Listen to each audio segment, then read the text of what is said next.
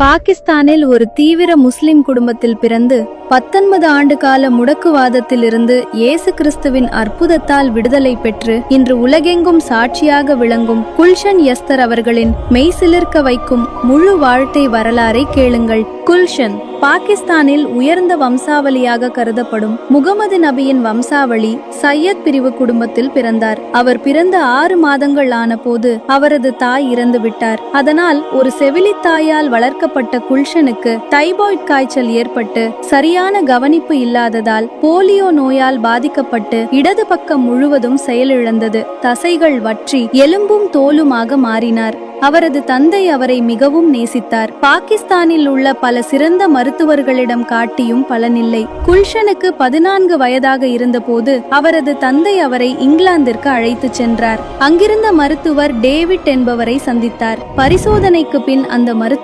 மருத்துவத்தால் இனி ஒன்றும் செய்ய முடியாது, இனி இறைவனிடம் வேண்டுவதை தவிர வேறு வழியில்லை என்று கூறிவிட்டார்.